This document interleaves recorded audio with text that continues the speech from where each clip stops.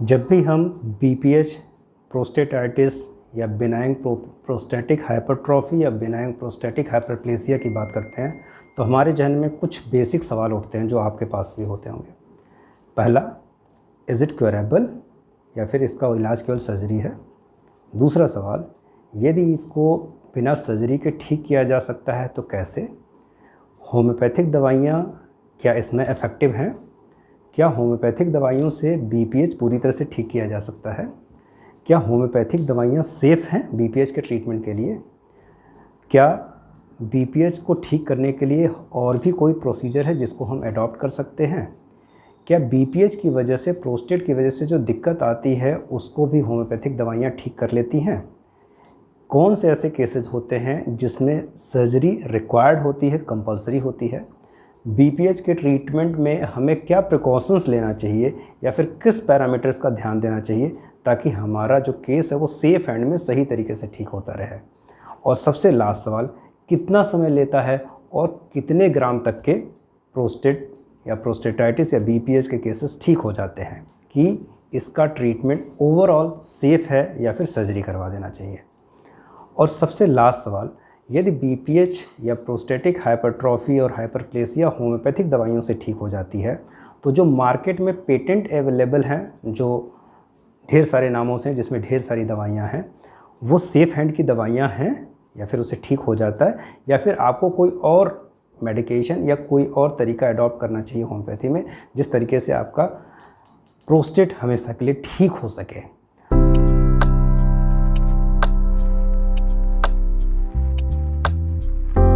तो यदि आपको इन सारे सवालों का जवाब चाहिए तो बने रहिए हमारे इस वीडियो के लास्ट तक। आज हम अपने इस वीडियो में आपको प्रोस्टेटाइटिस या बीपीएच के बारे में कंप्लीट इन्फॉर्मेशन देंगे। ये भी बताएंगे ये कैसे होता है, क्यों होता है, इसमें क्या प्रिकॉशंस लेने चाहिए और होम्योपैथी का क्या रोल है।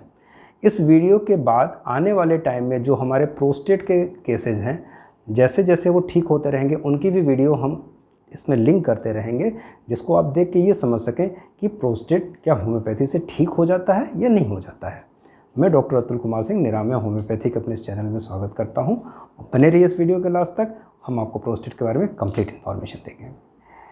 यदि ये वीडियो आपको पसंद आता है तो इसे लाइक करिए, इसे बाकी लोगों के साथ शेयर करिए और यदि अभी तक आपने हमारा चैनल सब्सक्राइब नहीं किया है तो ज़रूर हमारे चैनल को सब्सक्राइब करिए ताकि आपको further health videos time to time मिलते रहें।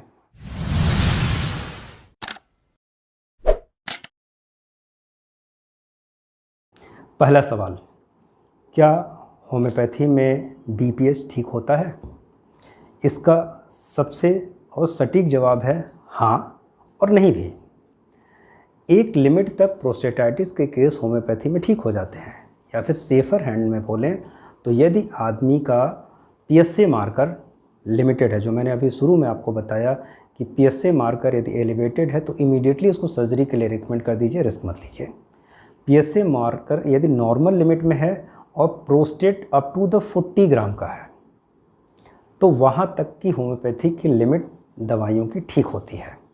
यानी कि ऐसे केसेस में यदि हम मरीज की प्रॉपर केस हिस्ट्री ले लें, एलिमेंट को फाइंड आउट कर लें और उसके अकॉर्डिंगली कॉन्स्टिट्यूशनल सिम्टोमेटिक बेस की दवा दे दें तो वो रिस्पॉन्स करने लगता है। दूसरी बात, प्रोस्टेट में जो ज़्यादातर लोगों को कॉमन प्रॉब्लम होती है वो ये होती है यूरिन करने में दिक्कत, पोस्ट वाइडल यूरिन का बचना, और इसके अलावा यूरिन में ड्रिबलिंग या डिफ़िकल्टी, कई बार डायसूरिया भी होने लगता है, कई बार बर्निंग भी होने लगती है। सो ढेर सारे ऐसे सिम्टम्स होते हैं जो प्रोस्टेटाइटिस में होते हैं। तो ऐसे कंडीशन में आपको प्रोस्टेट को थोड़ा समझना होगा। ब्लैडर से यूरेथ्रा जब पास आउट होती है तो जो पहला पार्ट होता है वो प्रोस्टेट के बीच से होकर वो निकलती है। तो यूरेथ्रा का एक पार्ट जो प्रोस्टेट से के अंदर से इंटर होकर निकलता है, जब प्रोस्टेट बड़ा होता है और उस यूरेथ्रा के ऊपर प्रेशर पड़ता है तो वहाँ से यूरिन ईजिली पास आउट नहीं हो पाती है। ऐसे कंडीशन में या फिर प्रोस्टेट को हम लोग लाइगेट करके निकाल दें और या फिर कोई ऐसा तरीका अडॉप्ट करें जिस तरीके से इस प्रोस्टेट का प्रॉपर सोल्यूशन ले लें, उसको नॉर्मल कंडीशन तक पहुँचा सकें। तो ऐसे केसेस में यदि हम वास्तव में मरीज़ का सिम्टोमेटिक ट्रीटमेंट करने लगें तो जो प्रेशर एक्सर्ट होता है उस यूरेथ्रा के ऊपर, जिसकी वजह से आदमी को पोस्ट वाइडल यूरिन यानी यूरिन करने के बाद भी संतुष्टि की फीलिंग नहीं होती है, यूरिन उसका रुका हुआ महसूस होता है, यूरिन की जो धार होती है वो ठीक नहीं होती, वो ड्रिबलिंग होती है, यूरिन करने में उसको डिफ़िकल्टी होती है, डायसूरिया होती है, कभी कभी जलन होती है, और सबसे जो स्पेसिफिक सिम्टम होता है वो यदि आदमी रात में उठ के बार बार पेशाब कर रहा है, यानी फ्रिक्वेंसी और अर्जेंसी जो प्रेसिपिटेट करती है यदि वो बनी रहती है, तो दैट्स मीन हम लोग सस्पेक्ट करते हैं कि it is the case of prostatitis, और उसके लिए हमें ट्रीटमेंट की ज़रूरत है। सबसे ज़रूरी चीज़ प्रोस्टेटाइटिस या बीपीएच जो होता है वो एज रिलेटेड है। तो जैसे जैसे 50 ईयर की एज कंप्लीट होती है, ऐसे केसेज में प्रोस्टेट के होने के चांसेस होते हैं। पहले 50 ईयर के बाद होते थे, आजकल की डेट में मैं देख रहा हूँ कि कई मरीज ऐसे हैं जो कई बच्चे हैं जो 25 ईयर की एज में, 30 ईयर की एज में बीपीएच लेके आ जाते हैं।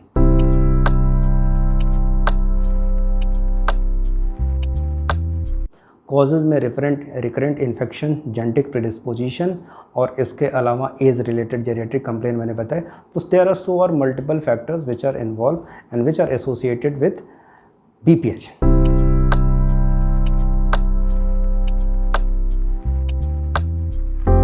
Now come to the point, कितना टाइम लेता है और कितने ग्राम तक के प्रोस्टेट ठीक हो जाते हैं होम्योपैथिक इलाज से?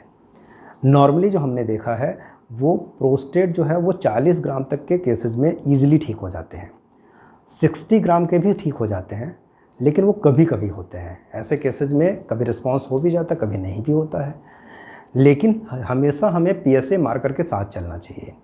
यदि किसी का पीएसए मार्कर नॉर्मल है तो हमें केस को लेना चाहिए, अदरवाइज उसको किसी यूरोसर्जन के पास हमें रेफ़र कर देना चाहिए। यूएस में मेजॉरिटी ऑफ द प्रोस्टेट के जो केसेस होते हैं 80+ ईयर के बाद से that are converted into the prostatic cancer. मैं कभी नहीं चाहूँगा, चाहे कोई भी डॉक्टर कभी नहीं चाहेगा कि इलाज के दौरान किसी मरीज को कैंसर डेवलप हो। तो इसलिए ज़्यादा बढ़िया है कि जब भी हम ट्रीटमेंट करेंगे तो पीएसए को 20 बना के करेंगे, और पीएसए मार्कर यदि हमारा नॉर्मल लिमिट थोड़ा मोड़ा एलिवेशन चलता है, कई केसेज में हमने ये भी देखा है कि एक कॉन्स्टिट्यूशनल ट्रीटमेंट के बाद पीएसए मार्कर भी कम होने लगता है। कई केसेज में हमने देखा कि पीएसए मार्कर एबनॉर्मली कम होता है विथ होम्योपैथिक मेडिकेशन, अदर दवाइयों को यदि छोड़ दिया जाए तो भी, लेकिन ऐसे केसेज कभी कभी होते हैं, हमेशा नहीं होते हैं। तो यदि किसी का प्रोस्टेट की वजह से यूरिन में कोई भी दिक्कत आ रही है तो सिम्टोमेटिक ट्रीटमेंट में यूरिन में आराम जल्दी मिल जाता है। मैं अपना पर्सनल एक्सपीरियंस बताना चाहूँगा कि नॉर्मली फ्रिक्वेंसी, अर्जेंसी और ड्रिबलिंग जल्दी आराम मिल जाती है, इन पोस्ट वाइडल यूरिन में भी जल्दी आराम मिल जाता है, लेकिन ये जो रात में उठ के जाना पड़ता है यूरिन, इसमें थोड़ा सा टाइम लगता है। ये मेरा ओपिनियन हो सकता है बाकी लोग इसको जल्दी सही कर लेते हैं, लेकिन मैंने ये देखा कि ज़्यादातर मरीजों में रात की जो यूरिन 2 बार उठ के 3 बार वो सबसे लास्ट में जाती है। रही बात, हर 2 से 3 महीने पे मैं अल्ट्रासाउंड करवाता हूँ, ये देखने के लिए कि अंदर क्या चल क्या रहा है। और जब भी अल्ट्रासाउंड के लिए रिकमेंड करता हूँ, ultrasound is the diagnostic feature in the most of the cases, जहाँ कि आप फाइंड आउट कर सकते हैं कि प्रोस्टेट कितने ग्राम का है, कितने ml का है, और इसके बाद आप उसे बेस मान के ये डिसाइड कर सकते हैं कि आप जो ट्रीटमेंट दे रहे हैं वो इफेक्टिव है या नहीं है। पीएसए मार्कर विथ अल्ट्रासाउंड, इन दोनों के पैरेलल चला जाता है। हर 2 से 3 महीने पे हम अल्ट्रासाउंड करवा के देखते हैं अप टू द 40 ग्राम। अब सबसे इंपॉर्टेंट चीज़ जो मैंने पहले बताया कि टाइम डिपेंड करता है एक पेशेंट की ससेप्टिबिलिटी के ऊपर। कई केसेज में जल्दी रिस्पॉन्स कर जाते हैं, कई में लंबा टाइम लग जाता है, कई में रिस्पॉन्स भी नहीं करते हैं। तो 40 ग्राम तक के केसेज में रिस्पॉन्सेज जल्दी आ जाते हैं, 40 से ऊपर वाले में रिस्पॉन्सेज लेट में आते हैं, लेकिन सिम्टोमेटिक रिलीफ तो मरीज को 15 दिन 1 महीने की दवा में मिलने लगता है।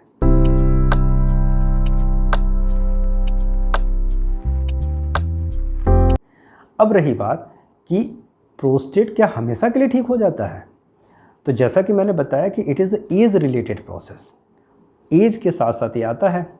तो नॉर्मली हमने ये देखा कि यदि कॉन्स्टिट्यूशनल मेडिसिन के साथ आप चलिए तो प्रोस्टेट ठीक हो जाता है, बस उसकी मॉनिटरिंग करनी पड़ती है।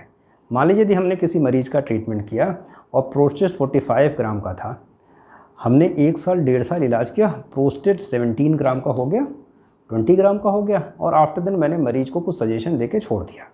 हमने बोला भाई हर 6 महीने 1 साल पे आप इन्वेस्टिगेशन करवा लीजिएगा, देखने के लिए सब कुछ ठीक है।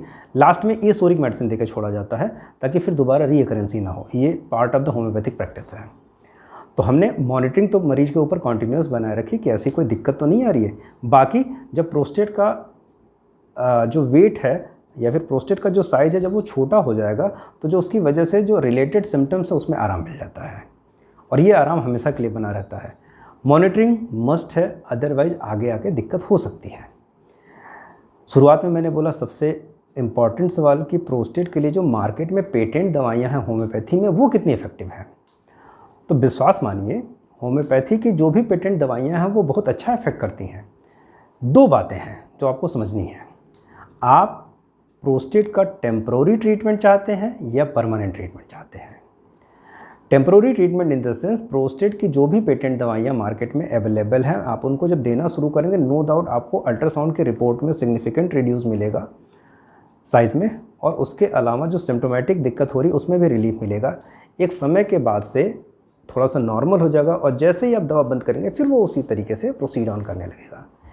Patent in homeopathy is just a allopathic version of medication of homeopathic medicine. तो जब तक आप कॉन्स्टिट्यूशन तक नहीं आएंगे तब तक आपको प्रोस्टेट की प्रॉब्लम से परमानेंट सोल्यूशन नहीं मिलेगा। और परमानेंट सोल्यूशन होता क्या है, मॉनिटरिंग तो करना ही पड़ेगा। हो सकता है 10 साल बाद दोबारा होना शुरू हो, जब 10 साल बाद दोबारा होना शुरू होगा फिर कॉन्स्टिट्यूशन बेस की दवाइयों को दोबारा शुरू किया जाएगा, फिर वो नॉर्मल कंडीशन में आ जाएगा। लेकिन फिर लास्ट में, और ये बात बार बार बताना चाहूँगा, विथ इन्वेस्टिगेशंस, अंधेरे में इलाज नहीं करना है और नहीं करवाना चाहिए। समय समय पे इन्वेस्टिगेशन, खास करके पता चले प्रोस्टेट का जो वॉल्यूम है वो छोटा हो रहा है और PSA मार्कर रेज हो रहा है, और या फिर जो रेज था वो रेज बना रह रहा है, तो that's mean prognosis is not the good and you need some other conventional medicine also.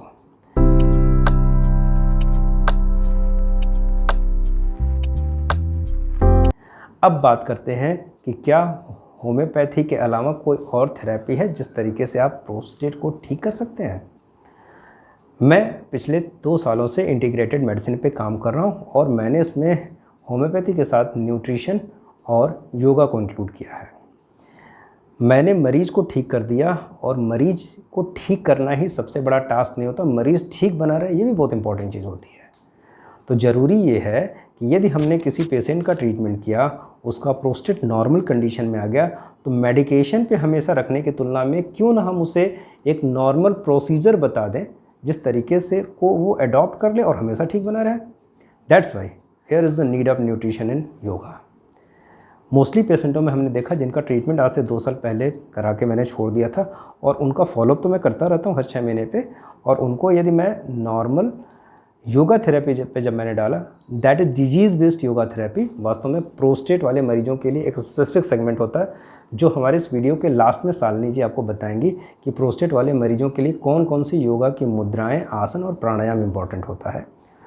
उन चीज़ों को यदि आप अडॉप्ट कर लीजिए तो एक लंबे समय तक ठीक होने के बाद भी आप प्रोस्टेट के रीअकरेंस से आप बच जाएंगे।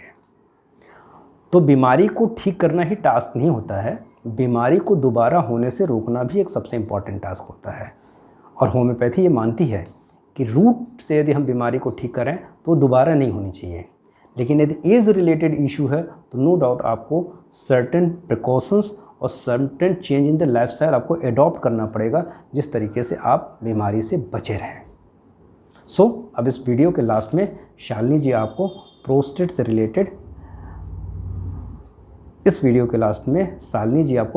से रिलेटेड कुछ योगा के बारे में बताएंगे जिसको अडॉप्ट करिए और हमेशा के लिए आप डिजीज़ फ्री बने रहिए।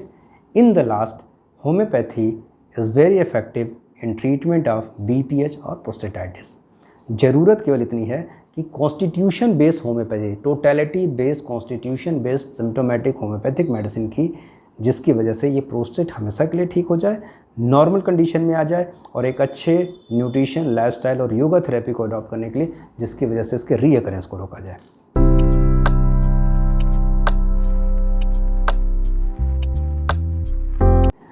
अब बात करते हैं कि उन होम्योपैथिक मेडिसिन के जिसके सहारे आप प्रोस्टेट को ठीक कर सकते हैं।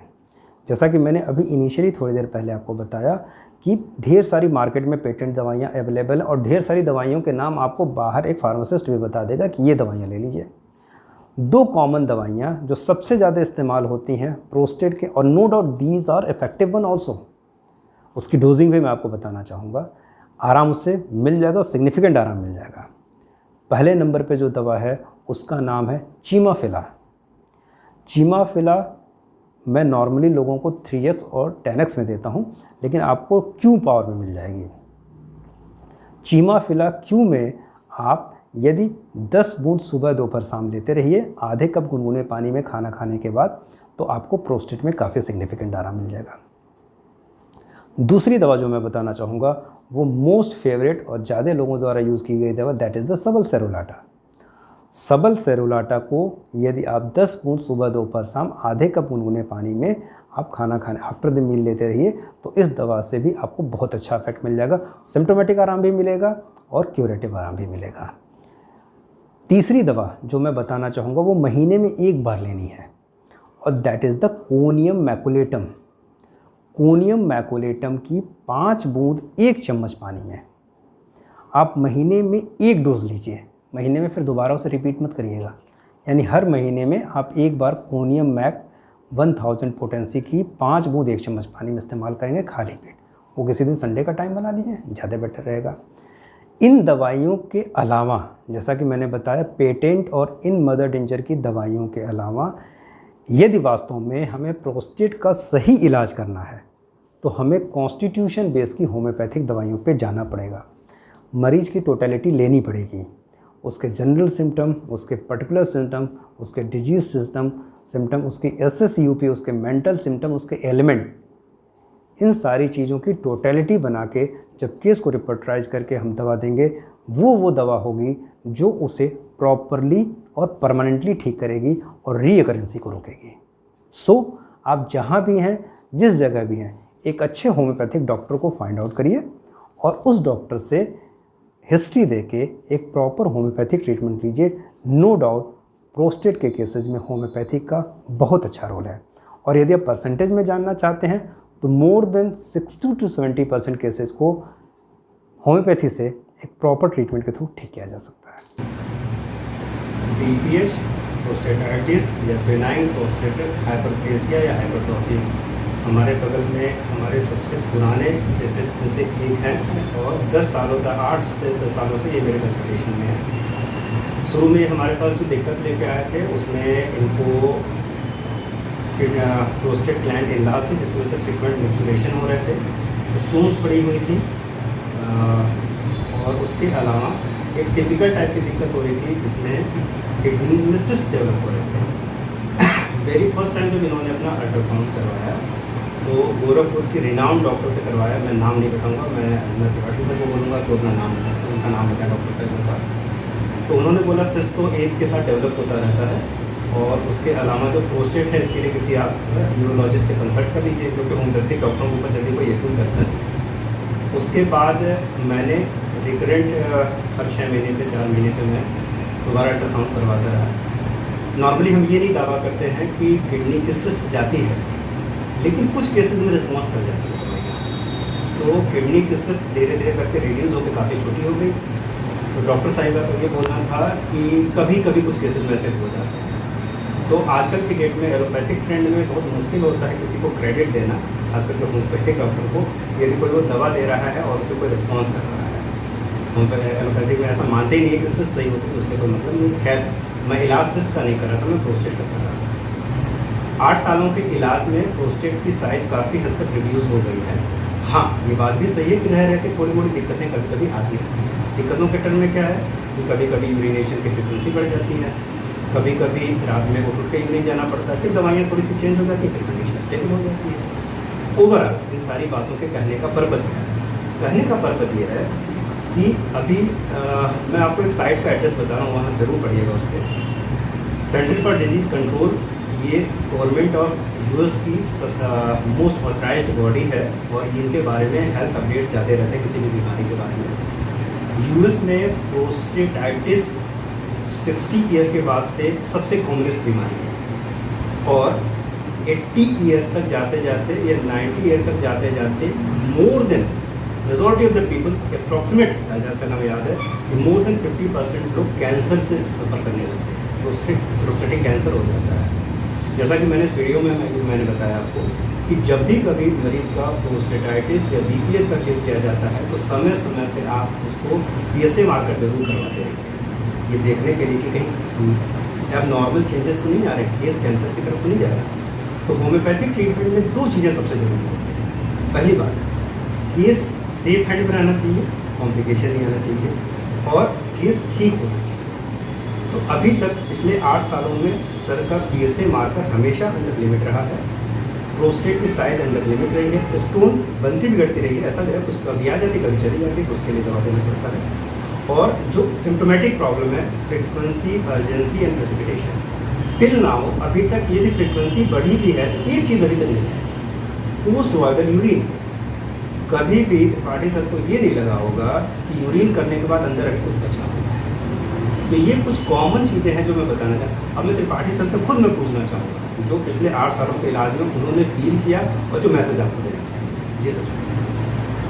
क्योंकि दवा से हम सेटिस्फाइड हुए हैं, इसके फ़ायदा हमको मिला है और काफ़ी समय से हम दवा ले रहे हैं आपसे। और हम तो अपील भी करेंगे लोगों से कि खास करके प्रोस्टेट मामले में होम्योपैथ जो है वो बेहतर करता है। त्रिपाठी सर के कुछ इंसिडेंट्स के बारे में पूछना चाहूँगा, डॉक्टर साहब का नाम न लीजिएगा। जब मैडम ने आपसे ये बोला था कि क्या कहते हैं अपने आप ही ठीक हो जाता है वो जो सिस्ट था। हाँ, वो हमारा प्रोस्टेट जब काफ़ी कम हो गया तो उन्होंने कहा था कि ऊपर के वाले के भरोसे ये ठीक हो गया। और वो जो सिस्ट था किडनी में वो भी छोटा हो गया। हाँ, सिस्ट जो था वो करीब करीब ख़त्म हो गया था। और पहले तो कहीं कि सिस्ट जो है ठीक तो होता ही नहीं है किसी भी दवा से, लेकिन यहाँ हमारा सिस्ट खत्म हो गया था और स्टोन्स जो छोटे छोटे बन रहे थे किडनी में जो था वो भी खत्म हो गया था। तो समझने वाली बात क्या है, सिस्ट आपके लिए बहुत छोटी सी बात लग रही होगी। किडनीज में जब एजिंग की प्रोसेस होती है तो सिस्ट डेवलप होना शुरू होता है। कुछ केसेस में पॉलीसिस्टिक किडनीज भी होती है जिनमें जेनेटिक प्रेडिस्पोजिशन होता है, उसमें सिस्ट होता है। किडनी का वो एरिया जो सिस्ट में कन्वर्ट हो जाता है वो फंक्शनलेस हो जाता है, यानी कि किडनी का इतना पर्टिकुलर हिस्सा काम नहीं करता है, बाकी हिस्सा काम करता है। तो कभी भी किडनी के सिस्ट का जब इलाज करते हैं हम लोग, या किडनी के सिस्ट का अभी तक हम कहीं सीधे केस नहीं लेते हैं। हाँ, उसमें जो इलाज करते हैं उसका 2 मेन पर्पज़ होता है। पहला पर्पज़ तो ये होता है कि भाई यदि एक पर्टिकुलर एरिया फंक्शनलेस हो गया है तो उसको उससे बढ़ने न दिया जाए, यानी यदि पॉलीसिस्टिक किडनी है तो 2 सिस्ट है 2-2 mm की, चाहे 2-2 सेंटीमीटर की, बस उतनी देनी है। दूसरा काम क्या है, यदि कोई चांस बनता है उसे डिसॉल्व करने का तो कोशिश करनी चाहिए। हम भी मानते हैं कि ग्रॉस पैथोलॉजी यदि हो चुकी होती है तो ग्रॉस पैथोलॉजिकल चेंजेस सेटल नहीं होते हैं। जो पौधा सूख गया उसे हम हरा भरा कैसे कर सकते हैं, लेकिन कई बार होम्योपैथी में कुछ मिरेकल देखने को, ध्यान रखिएगा, कभी कभी, ऑकेजनली नहीं ऐसा होता है, कभी कभी होम्योपैथी में मिरेकल ये देखने को मिलते हैं कि वो चीज़ें भी डिसॉल्व हो जाती हैं। ये हमें भी नहीं समझ में आता है कि ग्रॉस पैथोलॉजिकल चेंजेस भी कैसे रिवर्ट बैक होते हैं। This is the beauty of homeopathy. तो लोग मानने को तैयार नहीं होते हैं, लेकिन जब एविडेंस होता है, बहुत पुरानी बात है इसलिए मेरे पास रिपोर्ट्स भी सर की नहीं है, तो ज़रूर मैं आपको शेयर करता। ज़रूरत क्या है, केस सेफ हैंड में होना चाहिए, सिम्टोमेटिक रिलीफ मिलना चाहिए, और प्लस जिस वजह से प्रॉब्लम हो रही है वो वजह भी सही होनी चाहिए। थैंक यू वेरी मच इस वीडियो में बने रहने के लिए। आप सभी लोग स्वस्थ रहें और सुरक्षित रहें। मैं डॉक्टर अतुल कुमार सिंह, निरामय होम्योपैथी से।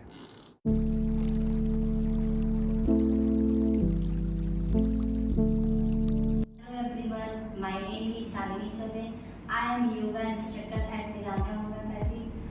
Today we will be practice of yoga for the disease of BPH. So let's start. जो सबसे पहला हमारा आसन है वो है जानु शीर्षासन, जिसको बोलते हैं हेड टू नी पोज। तो इसका पोजीशन ले लेंगे। सबसे पहले हम दंडासन में आ जाएंगे। दंडासन में आने के बाद अपने राइट लेग को फोल्ड करेंगे और लेफ्ट थाई के पास रखेंगे। इनहील करते हुए दोनों हाथों को उठाएंगे। एक्सहेल करते हुए bend forward and try to touch your forehead to the knee. थोड़ी देर यहाँ पर रुकेंगे। इनहेल करते हुए वापस आएंगे, रिलैक्स। अब हमने एक साइड से किया, अब इसी को दूसरी साइड से करेंगे। इनहेल करते हुए अपने दोनों हाथों को उठाएंगे। एक्सहेल करते हुए बेंड फॉरवर्ड। थोड़ी देर यहाँ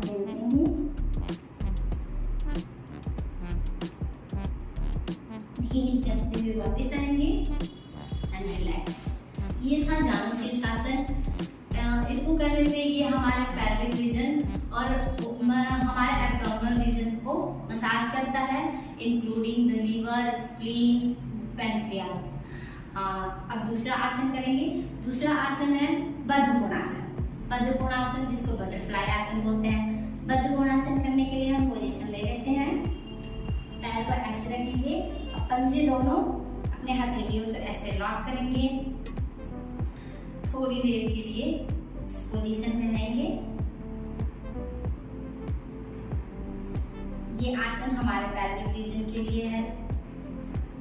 पैल्विक रीजन से जितने भी रिलेटेड डिजीज है उनको क्योर करता है। अब इसको चाहे तो हम ऐसे इसको स्लोली मूव कर सकते हैं 10 टाइम।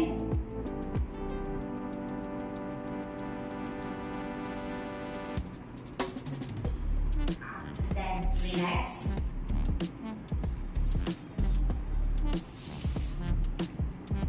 चलिए नेक्स्ट आसन धनुरासन। वो करने के लिए सबसे पहले हम लेट जाएंगे पेट के बल, प्रोन पोजीशन में लेट जाएंगे। लेटने के बाद पीछे से अपने दोनों पैर को फोल्ड करेंगे। फोल्ड करने के बाद अपने एंकल जॉइंट को पकड़ेंगे और इनहील करते हुए पूरी बॉडी को मैक्सिमम अप करेंगे।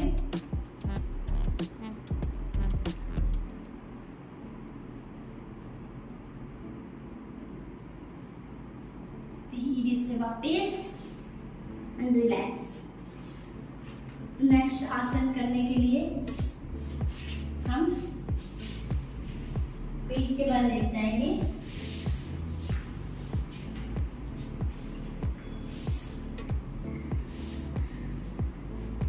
नेक्स्ट आसन है अर्धपवन मुक्तासन। अर्धपवन मुक्तासन करने के लिए अपने राइट लेग को फोल्ड करेंगे। फोल्ड करने के बाद दोनों हाथों से लॉक करेंगे। इनहील करते हुए अपने हेड को अप करेंगे और नोज को नी से टच कराने की कोशिश करेंगे।